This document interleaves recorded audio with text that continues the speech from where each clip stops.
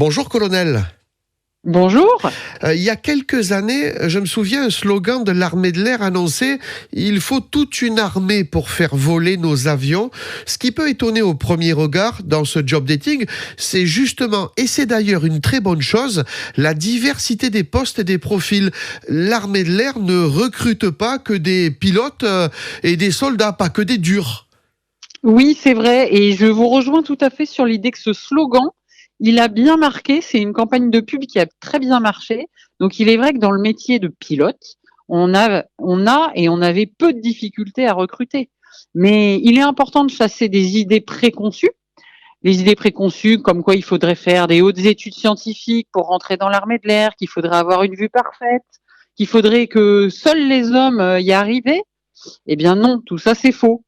En fait, on recrute dans l'armée de l'air à tout niveau scolaire. Tous les métiers sont ouverts aux hommes et aux femmes, et surtout, on a plus de 50 métiers autour de la mécanique, autour du renseignement, autour de la sécurité, de l'informatique, de la restauration.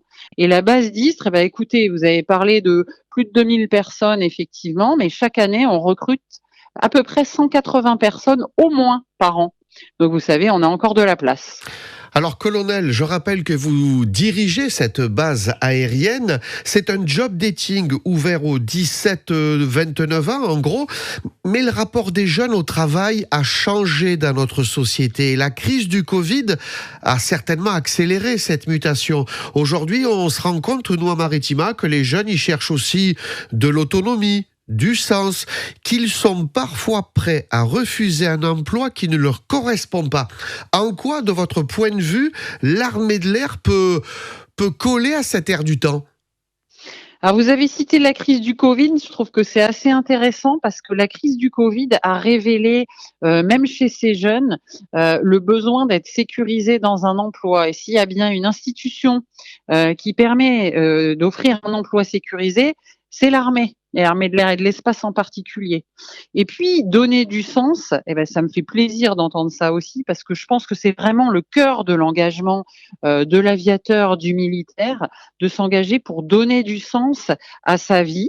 Et puis ce qu'on veut dire vis-à-vis de ces jeunes qui peut-être, je vous rejoins tout à fait, hein, on rencontre évidemment les mêmes personnes qui rentrent dans les armées et qui veulent pas forcément s'engager aussi longtemps. En fait, ce que beaucoup de monde trouve dans l'armée, c'est une famille, c'est un fort esprit collectif. Alors ça peut être pour une période donnée, et puis il y en a qui veulent et qui y resteront toute leur vie. Mais la flexibilité qu'on offre aujourd'hui dans les parcours de carrière, ben, ça permet à ceux qui sont pas sûrs de leur coup, eh ben, dans un premier temps, de s'engager pour un contrat pas trop long, peut-être de partir ou peut-être de re-signer un autre contrat. Et puis, colonel Michel, il y a inévitablement, quand on parle d'emploi, la question de l'argent. Vous allez proposer des postes très variés, mais combien ça gagne, par exemple ? Alors, vous allez voir, j'ai été bon élève. Combien ça gagne un informaticien dans l'armée de l'air ? Informaticien, j'y pense parce que c'est le métier proposé dans la dernière campagne de com de l'armée de l'air sur nos télés. Oui, et c'est un métier dans lequel on a besoin de recruter parce que toutes les armées se modernisent, se numérisent et les informaticiens sont cruciaux dans les avions comme au sol. Alors un jeune engagé militaire du rang, donc qui peut être engagé à partir de 17 ans et même encore plus jeune, il débute aujourd'hui à 1 580 € net.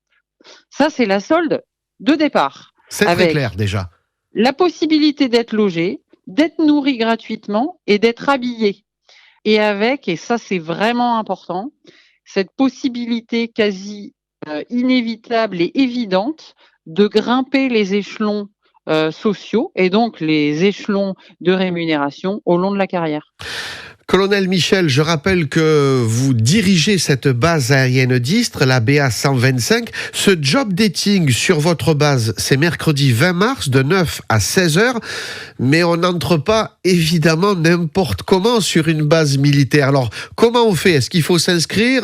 Comment on fait pour montrer patte blanche ? Il faut montrer patte blanche, effectivement, mais on est prêt à accueillir tous les candidats potentiels à l'armée de l'air et de l'espace. Ce qu'il faut faire, je vous donne rendez-vous sur le site Facebook de la base aérienne 125 pour vous enregistrer via un QR code de la publication Job Dating qui est sur le site, tout simplement. Merci colonel pour toutes ces précisions et rendez-vous mercredi chez vous sur la base. Avec plaisir. À très bientôt.